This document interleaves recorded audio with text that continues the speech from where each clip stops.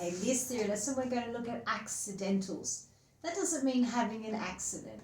The word accidental comes from the fact that in nature we have that which is natural and that which is accidental. So something that was classed as natural would be like plants and things that grow.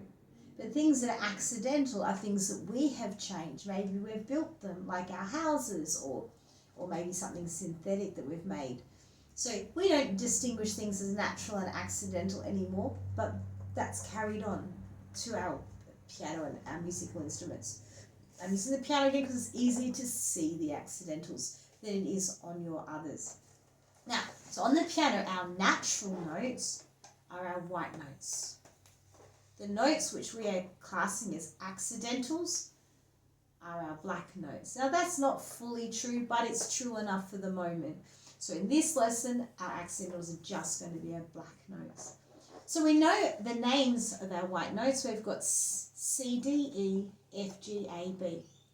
But we have the black notes here, and the way we identify them is by what direction we go. So I'm on my C. If I want to go north, one note, I end up on this black note. So that's C sharp. If I take D and I go north one note, that's D sharp.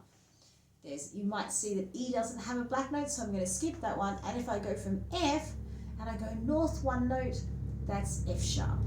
If I'm on G and I go north one note, that's G sharp. And if I'm on A and I go north one note, that's A sharp.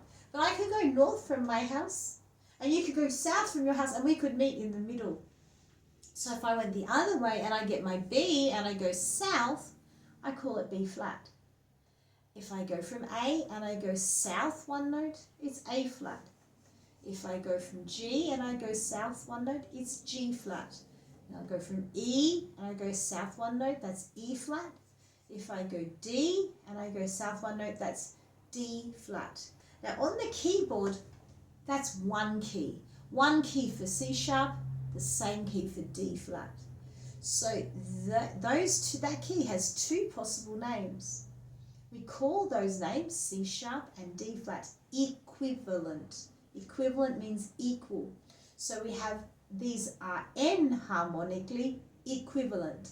They have different names, but they're the same key on my instrument. So this note could be called D sharp, or it could be called E flat. This note could be called F sharp or G flat.